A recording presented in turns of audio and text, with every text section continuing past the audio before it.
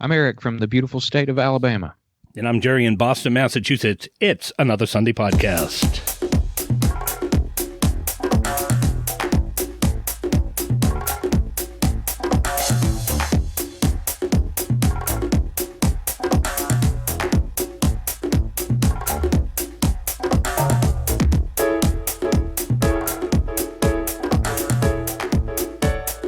Hello there, my friend in the beautiful state of Alabama. How are you? I'm doing well, Jerry. How are you? I am doing well. Thank you so much. Hey, right off the top, I want to send a shout out. Our listeners are growing, and I am happy to tell you that we have made the big time. We have listeners from Alabama. So say hello to your folk down there in Alabama, and welcome to the show. Hopefully they're enjoying it. We hope. Man of so many words. So our guest today is multi-talented. He's very funny. He's very witty. He was born and raised in Chicago. He studied acting right here at Emerson College in Boston. He's a writer who has written essays and poetry, comedy songs, original pilots. He's also an actor. He's performed in indie films, theater, and in commercials. He sings jazz and barbershop quartet, and he claims he never sounds better than when he's singing in the shower. He has a YouTube channel where you can find him emphasizing the need to vote. You can watch his fights with Alexa and watch a short film on dating during the pandemic. His most watched YouTube video right now is The Corona Hoedown, which has more than 129,000 views. His website is whoisjakenovak.com. So let's get the answer to that question right now. And please welcome to the show from Los Angeles, Jake Novak. Jake, welcome. Thank you so much. Great to be here, guys. Thanks for having me. Our pleasure. How are you? You know, I'm doing well. It's funny. You know, the saying "I'm doing fine" has a whole new meaning, you know, in the last 10 months or so than it did this time last year, I think.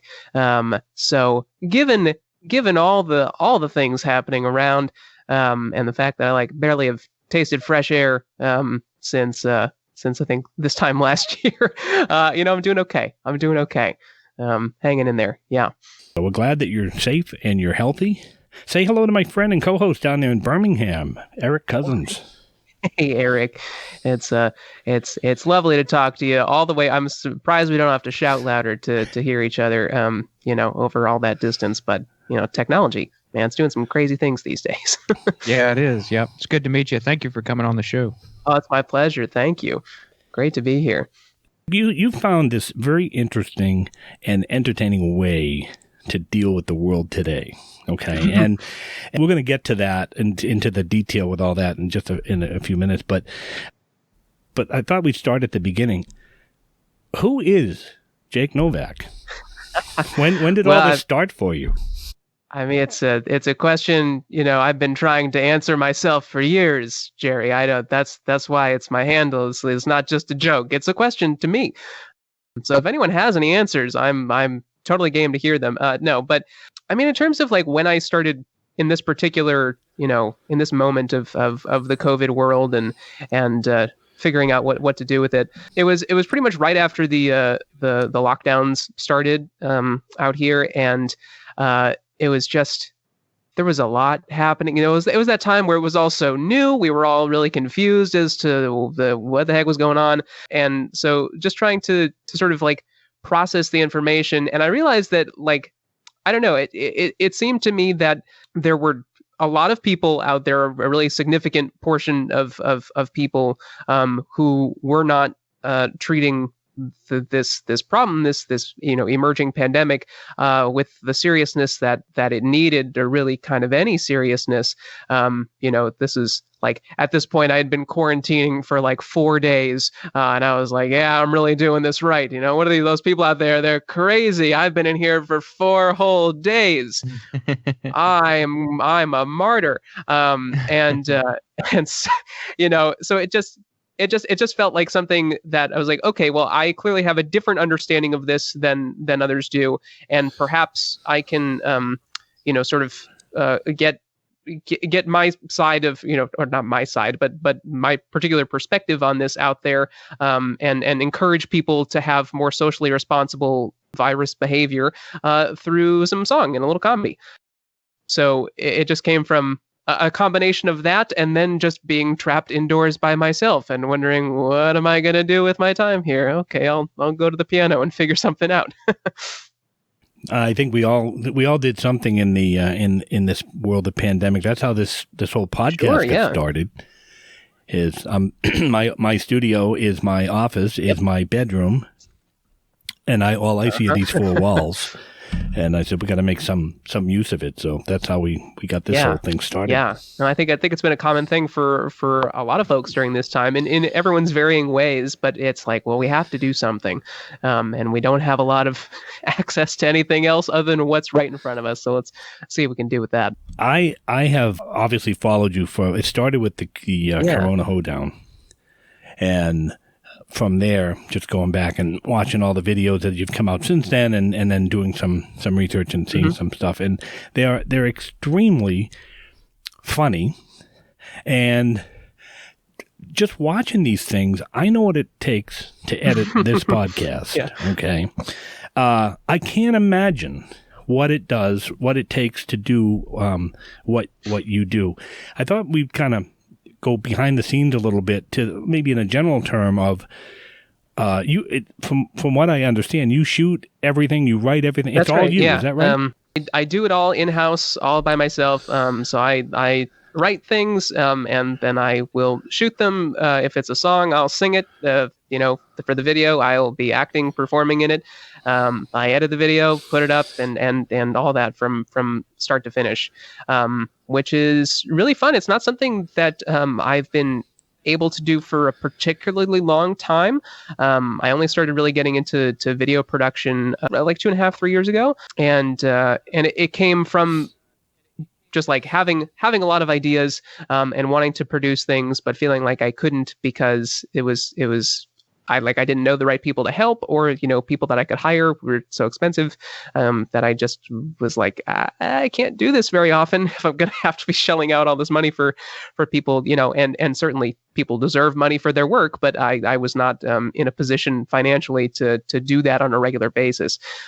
So I just kind of got into the production side of things, started researching stuff on YouTube, and came to understand what I do about it through that. But yeah, so basically the process of making one of those things, the writing of it is it's probably the least interesting, frankly, just because it's very interesting in my brain, but it doesn't look like a lot. It's just kind of sitting down. If it's a song, it's at a piano. With like either my iPad or just like pen and paper and writing something out and sort of just slowly figuring out what that's going to be. And then from there, going into production, the production side, like it's a lot because I do have a fair amount of equipment to work with here, like lights, lights take up most of the room. If you ever go on a film set, it's just like the lights are everywhere. There's so much light. It's amazing how much light you need to make something look nice. So whenever, and I have a very small apartment here. It's got like 400 square feet. That's my entire existence right now. And so when I'm filming something, I've got light stands everywhere, and just I'm tripping over stuff and cables and wires and things, ducking. I get my exercise that way. It's like an obstacle course, which is good. I need all the exercise I can get right now because I'm surely not doing anything else to get my heart rate up. But yeah, so it's been an interesting process to evolve over the past like 10 months or so, because shooting something yourself, I mean, it involves you got to set up the camera, and then you have to know like what it's going to look like when you're in the shot. So you have to find a way to sort of monitor yourself while setting those things up, which is not impossible. There are, luckily, like where we are today, like the camera that I have has an iPad app that I can hook up, and it'll like wirelessly show me, a low resolution preview of what it's looking at. So I can just sort of move around and do those things I need to do. And that really helps a lot. But it still takes a lot of trial and error of like, all right, now I got to go shift the tripod over like a 0.3 degrees to the left because the framing wasn't right. And so that tends to be really frustrating, honestly. It's hard.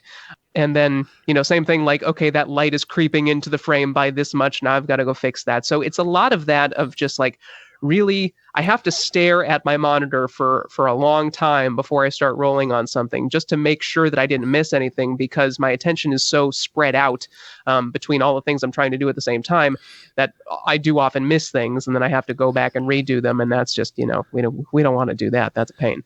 So it's a fairly slow process, the actual filming, just because of all that.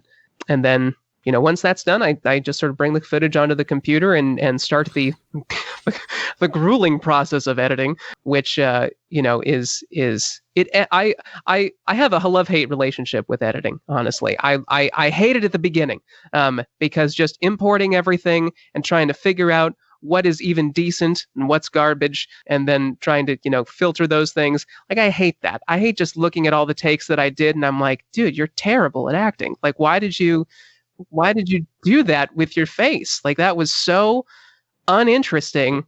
Please quit and never do anything again. And so that, there's a lot of that dialogue going on in myself, which is super healthy. But then, eventually I find something that I don't completely despise. And then start putting, threading everything together. And that part is really fun, where, you get to start actually composing what the piece is going to be, the rhythms of it, and all of that. I really do enjoy that. So that part tends to go a little quicker for me. Yeah. So that's a pretty broad overview of just like how we take it from start to finish. And the finished product, and we're kind of channeling each other here, because I can absolutely relate. And again, I'm just doing a 30-minute or so podcast, strictly audio, and of course, going through the editing process, trying to get all because I have this problem. Everything I say, so I'm like cutting some of that out and any dead air or whatever. And it can get frustrating, especially if you hear your own voice, my voice, 60 times. You go through the editing process, but when you get to that final product and you upload it to be released, that's when it's like, oh man, that sounds really good. Especially if we have great guests like yourself. So some of the videos that you have out there, they run from anywhere from like a minute and a half to, you have a 20-minute short film out there. Yeah, zooming out. Yeah, zooming out. Yes, and this was the dating video during the pandemic. I mean, it's like 20 minutes long. Was that like a month-long project? It's unbelievable. Well, thank you. That's so kind of you to say. And interestingly enough, the production of it did take just about exactly a month. So good guess. Well done.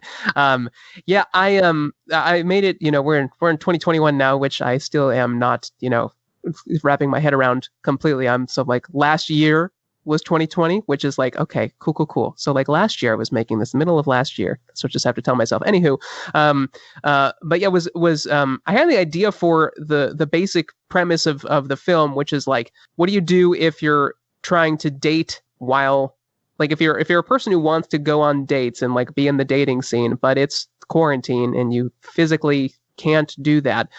What does that look like? Because like me personally, I don't love the idea. I don't love is even too generous. Like, I despise the idea of online dating. Like, I have attempted it like once in the past, and it was such a bad experience for me that I just have been like, nope, never again. And granted, it was like I spent 3 weeks like swiping around on Tinder, and I just didn't have some success. And it's like, should that influence me for the rest of my dating life?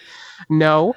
Has it? Absolutely. Completely. It's totally defines everything that I do. But so that was the main nugget. I had that earlier on in the process of like, or in the quarantine of like, okay, so what does that look like realistically? Not, well, maybe not realistically, but at least in a comic lens. Like how do we tell a story like that? And I took a few months off from it, was working on some other things, and around like July I started, or August started working on the script again and fleshed that out, got that to a place I was really comfortable with.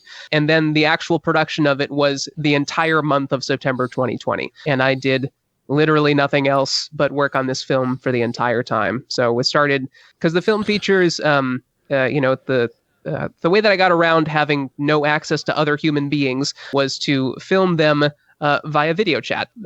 And so I could film myself here in person in my apartment, but I also wanted there to be other faces on the screen as well, because I don't want to look at my own face for that long. I'd have to do that often enough, and I don't want that for other people. So I was like, how can I get other people on here?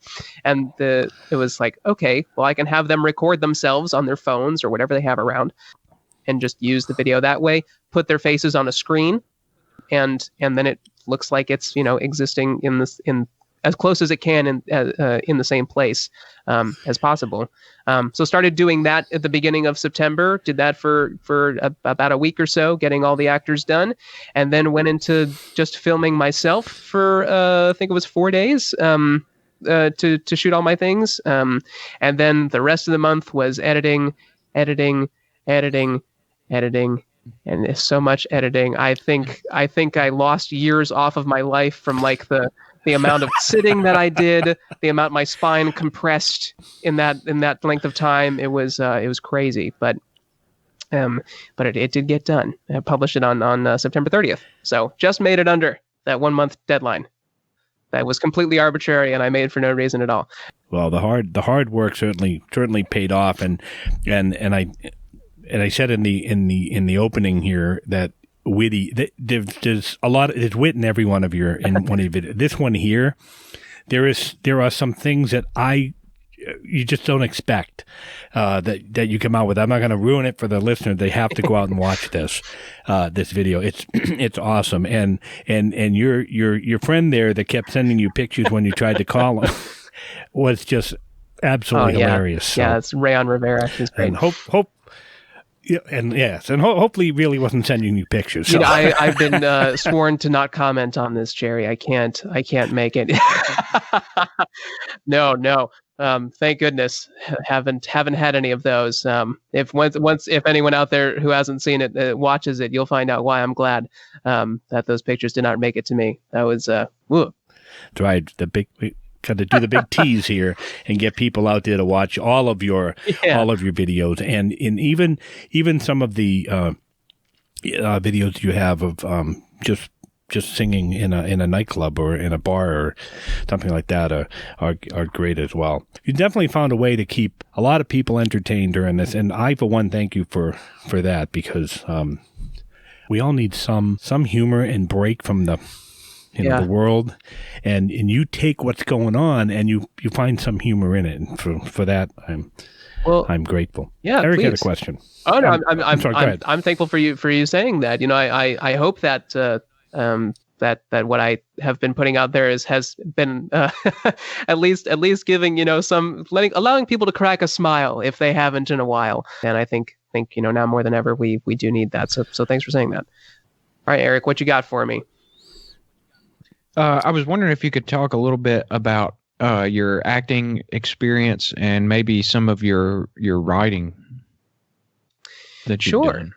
Yeah. Well, I grew up as an actor. That was like one of the first things I ever really liked doing. When I was 9 years old, there was like an ad in the local newspaper that the high school in the area was like holding auditions for little kids to be in their spring musical. It was going to be Oliver Oliver Twist, and they needed a bunch of kids to play the orphans, and so my mom dragged me.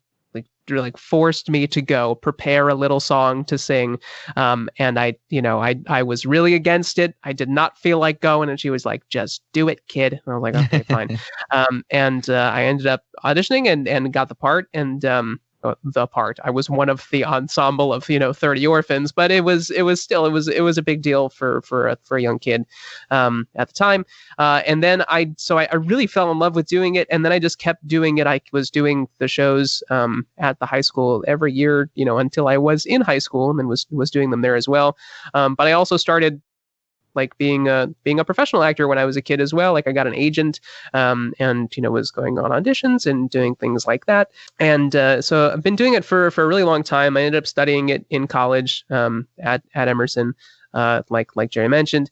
So and I even came out to LA with pretty much the sole intent of being an actor, which, and acting is still very much something that I want to do, and I enjoy doing. I really think there's a lot of interesting stuff there, but I've also pivoted away from that being like my primary interest over time.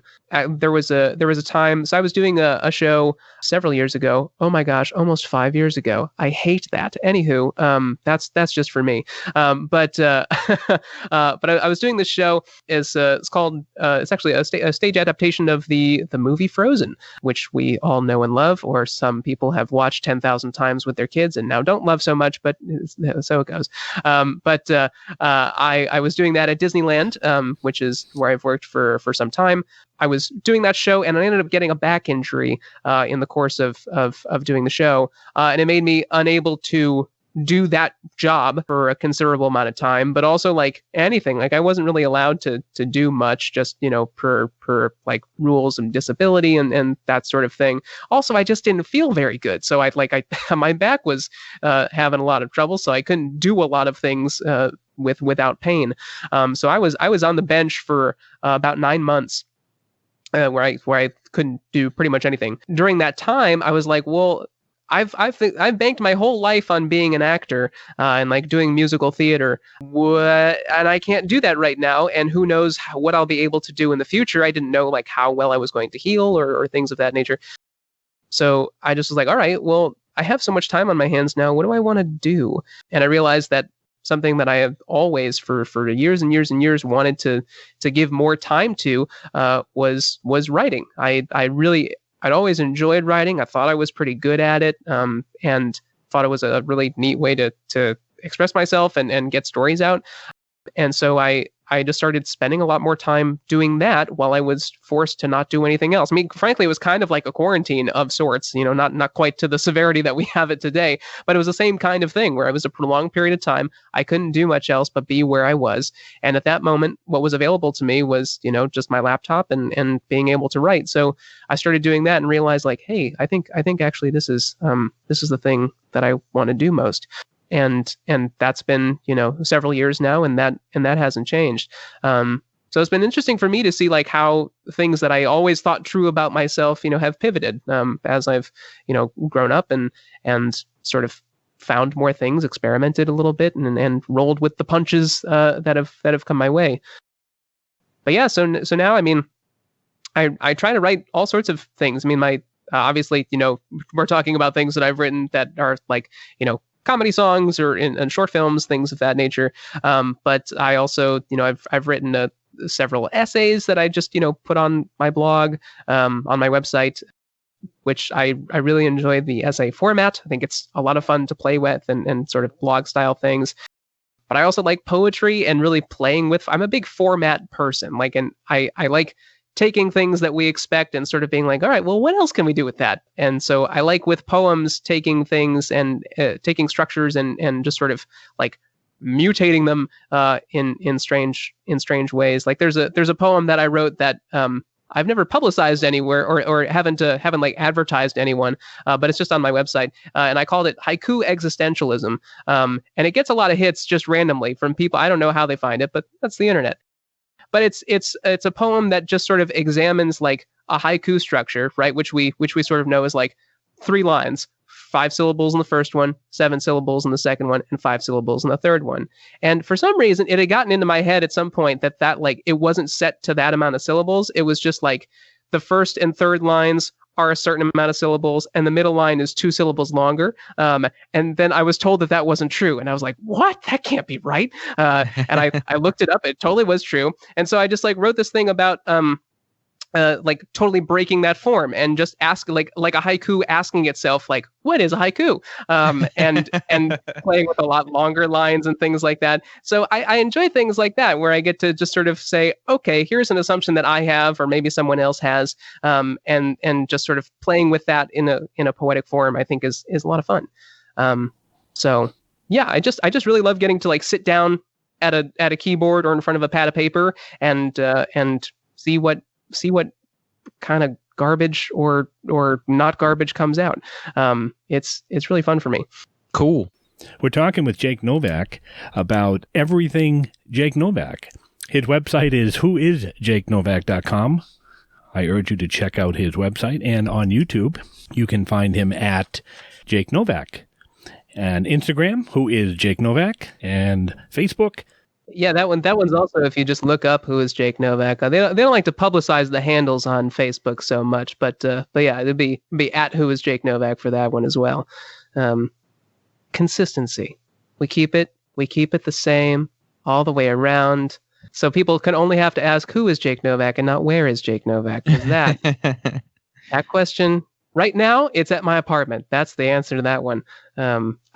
Well, this is a perfect segue, Jake, because being quarantined in your apartment, I believe we have the audio from one of your videos that we can share with the audience at this point.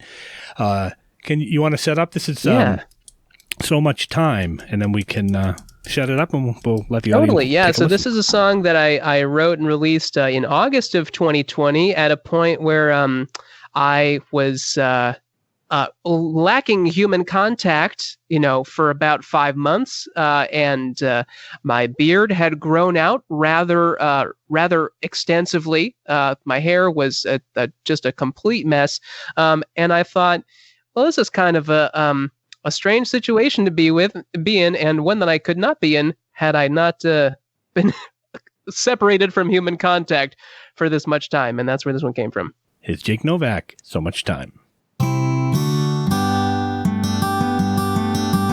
I'm quarantined alone and it's really going fine. I'm being so productive while I'm staying safe inside. I started meditation and I'm flossing every night. And I haven't seen a person in so much time. I rearrange my furniture each Saturday at 5. I watched 10,000 movies and lost all muscle in my thighs. In all these months I think I've only showered once or twice, 'cause I haven't seen or been smelled by a person in so much time. I learned to place my face in boxes when I harmonize. That's the closest I've come to looking someone in the eyes. All this time on my own is doing strange things to my mind.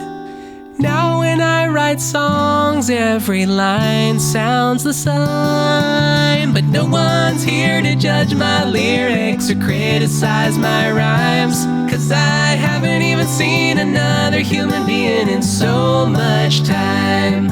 And the way things are looking, I won't see a person for so much time. Or see the sun. For so much time. Or know my floor plan. For so much time. Or have a sense of stability. For so much time. Memory. That was, was so innocent back then. I thought it was a long time. 5 months. Wow. Good time. Good time. Great. Thank you. Great job. Thank you. That was fun to listen to. And I was going to ask if that was really your beard, because in some of your videos it's there and then it's not. So it's like, this could be part of it. Oh, yeah, that was 100% me. I did not. I practically had to like dust off my beard trimmer when I took it out next. It was like, there was like a little family of spiders living in there. It was weird. Yeah, no, I did not. And it was funny because like every time that I was like talking with friends or family family, like on a Zoom call or FaceTime or something like that, every so often they just look at me and go like, Jake, your beard, like what happened to your face? Who did that to you? And you were like, Wilson! I've gotten that a lot recently, as you will not be surprised to hear. Yeah, it was ridiculous, because most of the time, like one of my jobs that I do that I did in the before times was like I was saying, a performer at Disneyland. I still do work there in the Dapper Dans of Disneyland Barbershop Quartet, and for that, it is a requirement that you must be clean shaven for every shift, and so I work there fairly often. Got to shave myself clean all the time, so I never had the opportunity to grow something out that long. The beard actually like played a role in the making of zooming out, because so that was part of the reason why I was keeping it, because I knew that was going to be coming.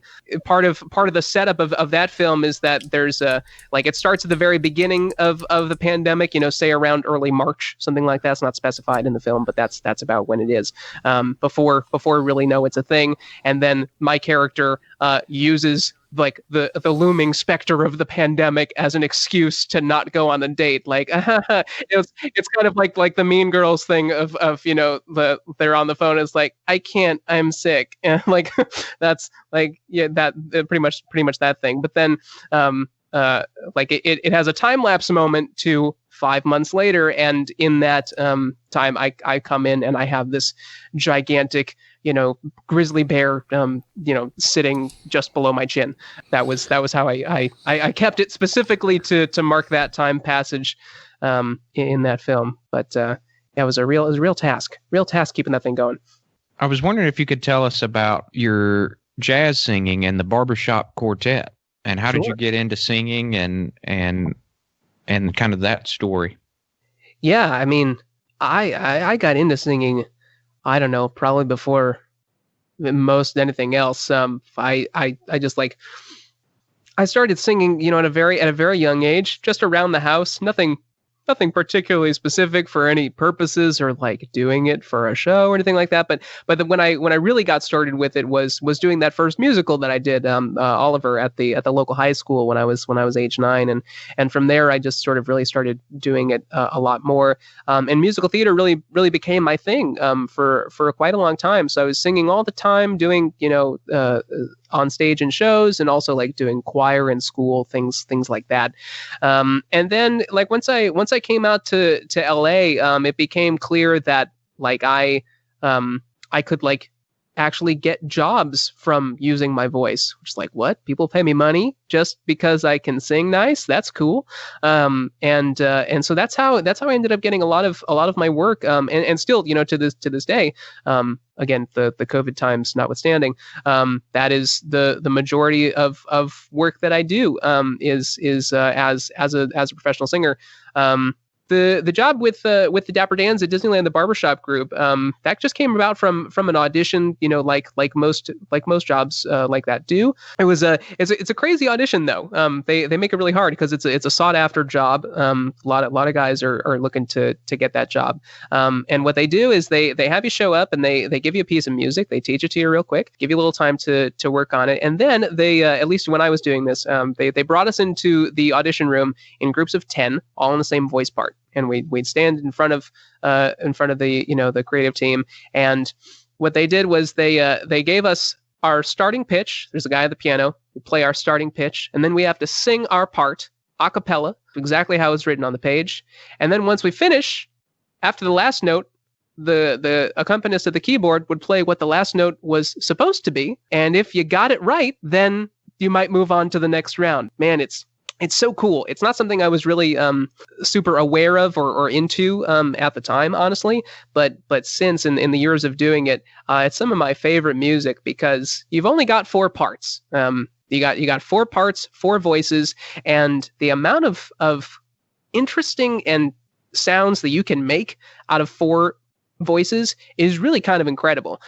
It takes like I also do like music arrangement as I did on my most recent video, which is not relevant to the season, but it was called COVID Carols. It was a holiday parody of Christmas songs with COVID themes to it, which is a lot of fun. But that was all an a cappella thing, and I arranged that as well. So I really like when there's economy in arrangement of using as few instruments or voices as possible to achieve the maximum effect. And barbershop totally does that. You got just like, man. And when you're singing with 3 other guys and you're just really locking in and you're ringing out a chord, you're all singing your hearts out and just like a nice dominant 7th chord. And it's just, ooh, it's so, it's really, really great. And is just a real delight to get to do. So actor, stage, writing, producing, directing, singing, videos. Do you have any one thing, if you really just wanted to focus on one of those, or do you have a preference? What would you do? Yeah, I mean, if I had to only focus on one, I mean, I would say that I'm a writer. First, that's what I love most. That's what I really end up spending most of my time doing, and it's what energizes me so much. I mean, I just spend time, like, even when I'm not doing actual writing, like I spend time listening to other writers and learning about what writing is and analyzing other people's writing on my own.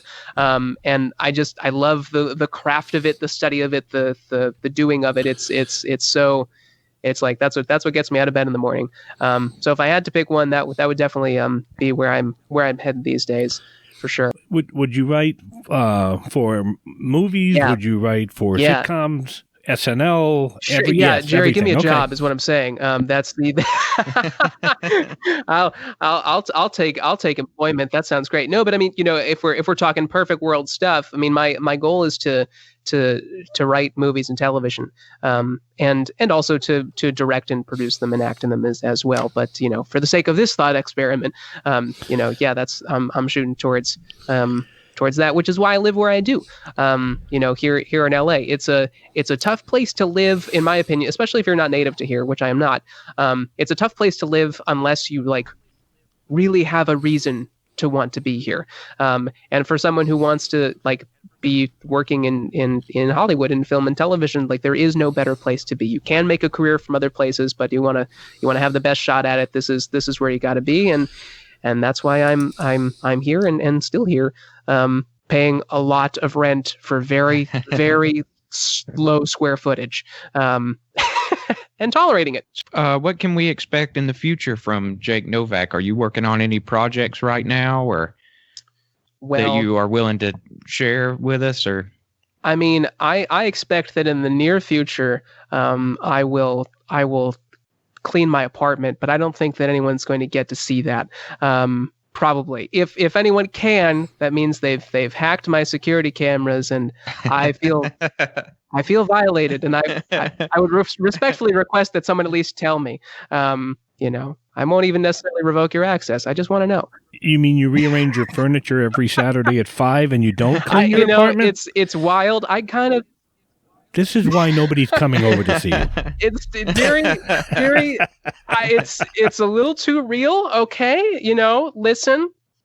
I never said that people were coming over before the pandemic. All right. They weren't. But even if they could, now it would be a real disaster.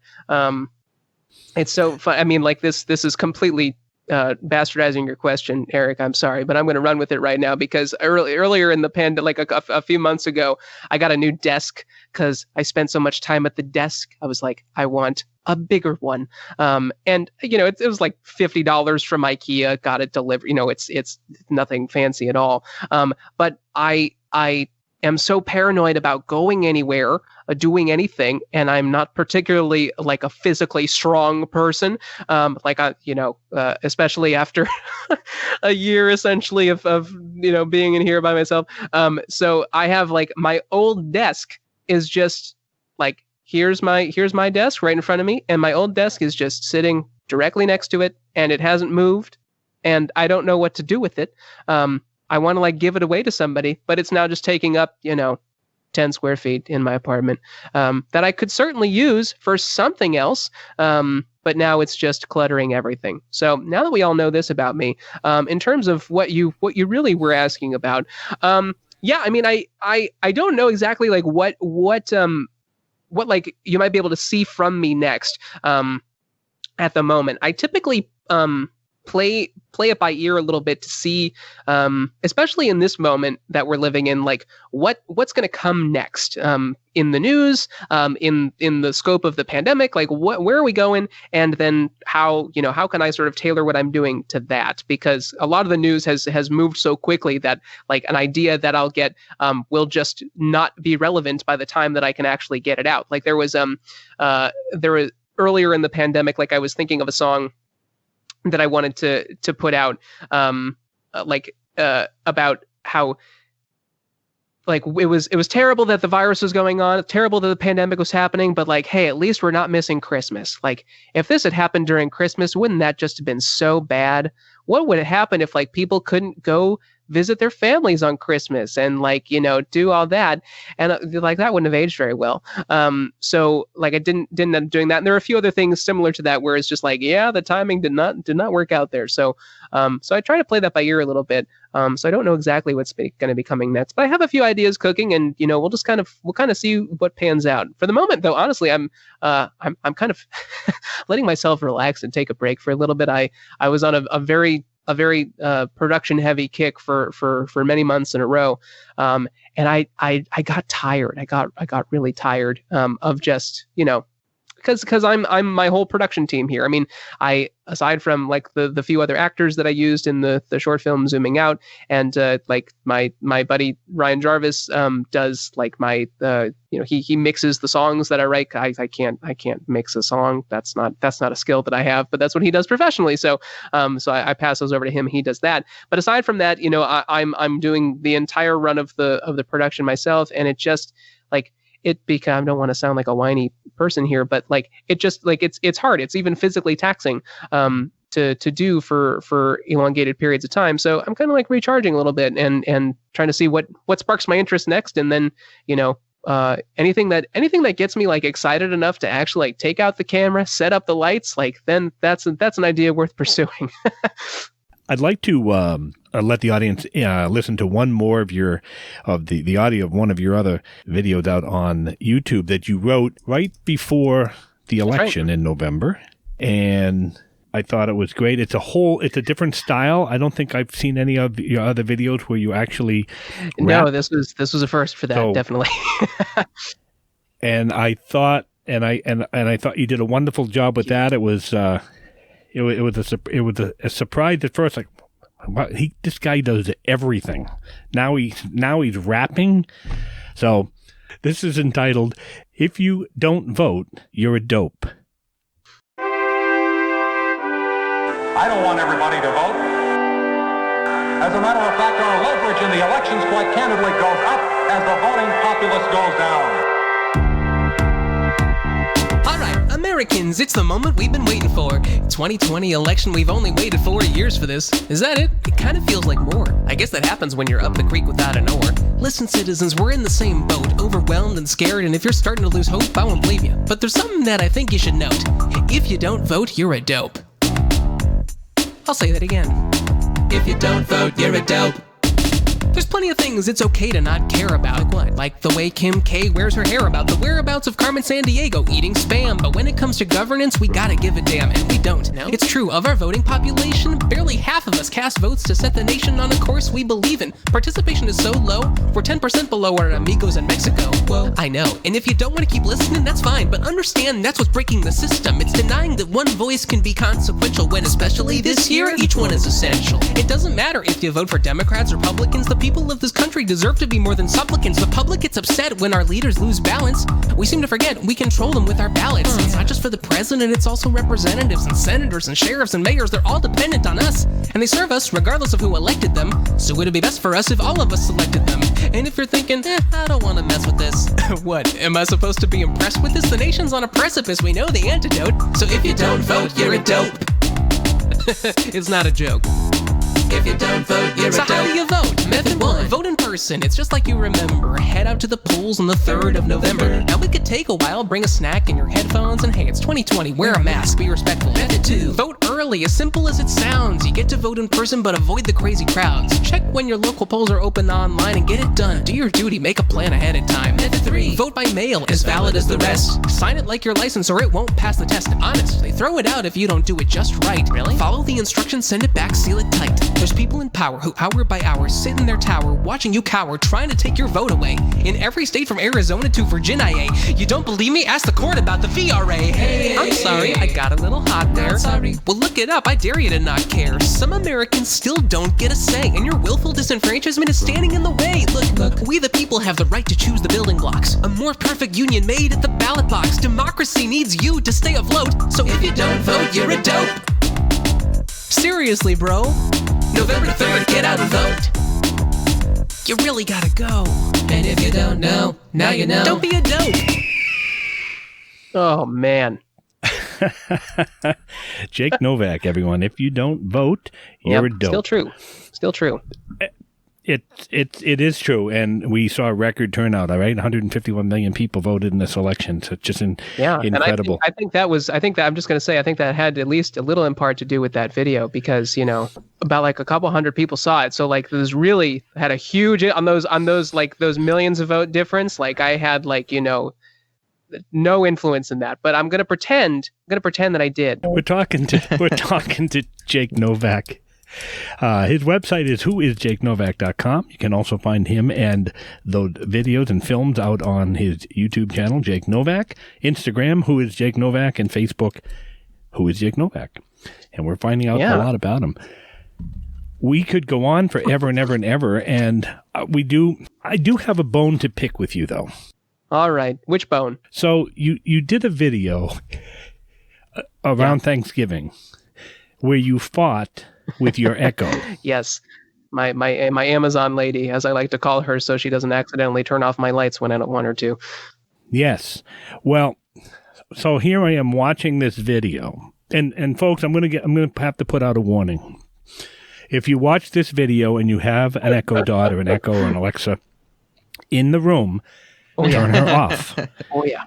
Or turn the volume down, because she will go nuts.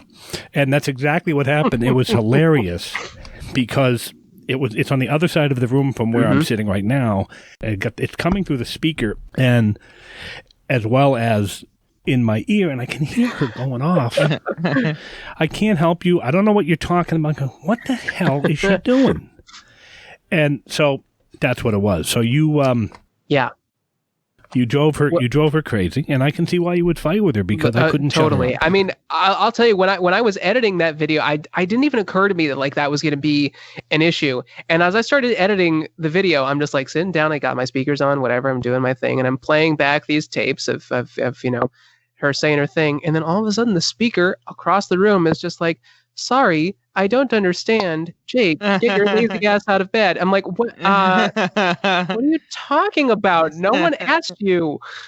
I think I actually commented on that video and said, and warned people like, shut her down. I put in the video descriptions of those like, you want to turn off your smart speakers for this, because I literally like for however many days I was editing and working on that video, I just permanently kept my devices with the microphones turned off, because I was so frequently just having to like tell them, stop, shut up, like no, go away. Like it was ridiculous. So yes, I do apologize for the her randomly turning on the blender when you were just trying to watch a YouTube video. I'm so guilty of that. Berating you for no reason, just she is a sassy one that I can't even bring myself to say her name. This happens I just like, I'm trying to refer to who she is, and then I'm just looking at her over on my desk here. I'm like, you're gonna hear that, aren't you? You are, and you're not gonna like it. All right, we're gonna fight again. It's gonna be a whole thing. So magician's secret here from you. I can't get her to to tell me that she's not taking out the trash. How did you, what, there's got to be an editing job in there somewhere where you get her to say the thing that really, she says. the key is to just say so many rude things to her that she just starts disobeying. No, that's not true. I wouldn't recommend that, because once the the AI overlords do start to control the earth, that's gonna reflect poorly on us. But actually, like within the Amazon assistant person app, there's a feature in there called routines, and you can that's what you use to like program, when you say a specific phrase, it'll do, it'll turn off these lights and, et cetera, et cetera. But you can also, one of the things you can have it do is have her say something. And you can type in literally whatever the hell you want.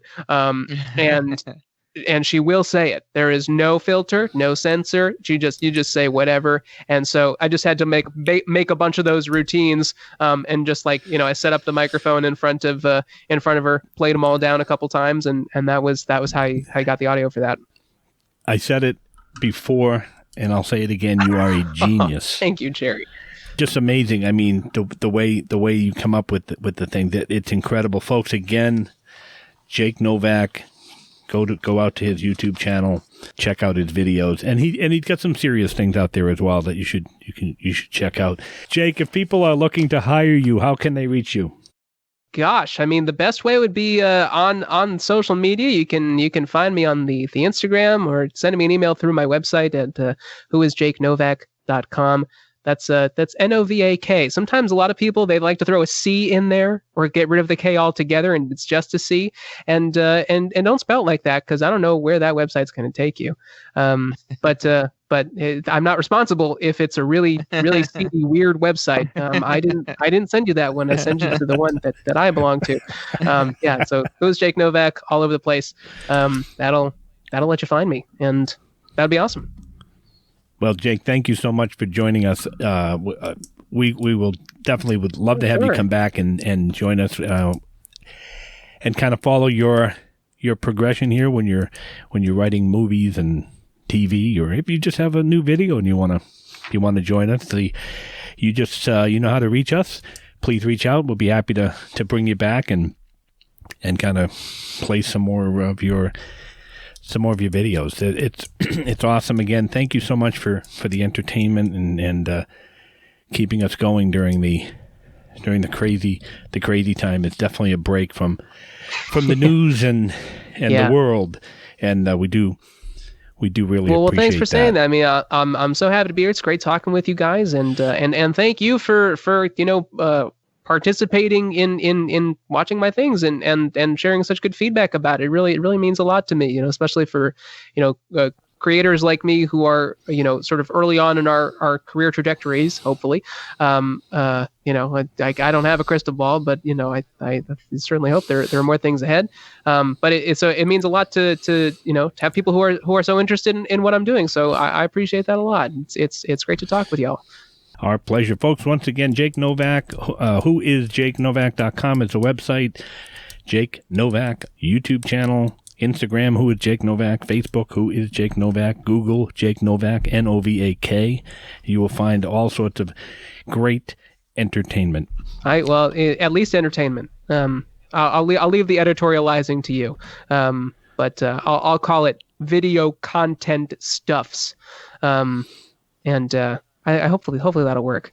No, that doesn't. I'm not selling it very well. I like what you said. Great entertainment, hilarious, life-changing, beautiful, touching, spiritually interesting. That's not accurate at all. But if it gets you to click, I'm down for it. Whatever you got to do. Yeah, I would hope to see you all on the internets sometime.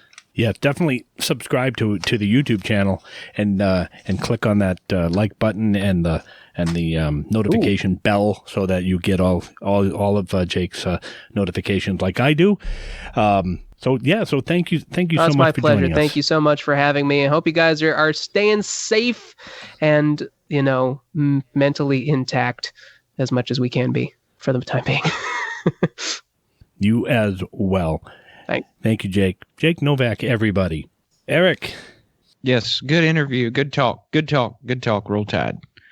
He is and I've said it before, he's a genius.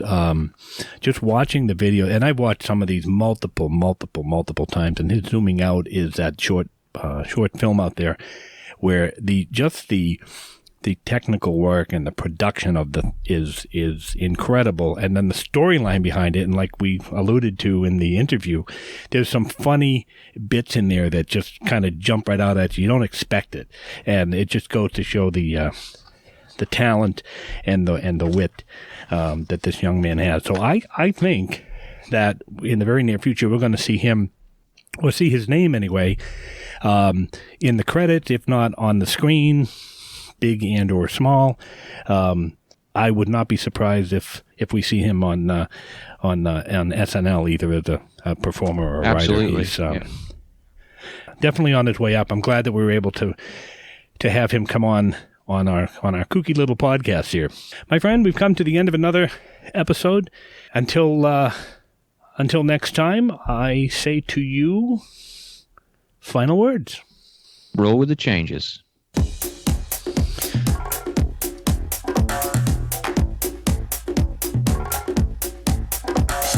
It's Another Sunday Podcast. It's produced by Eric and Jerry. Technical advisor is Tom Bilodeau. Music composed and performed by Tom Blaze. Check out Tom Blaze's YouTube channel at Tom Blaze. Our thanks to our special guest, Jake Novak, for joining us. Again, Jake's website, whoisjakenovak.com. YouTube channel, Jake Novak. That's it for this episode of It's Another Sunday Podcast. Thanks for listening.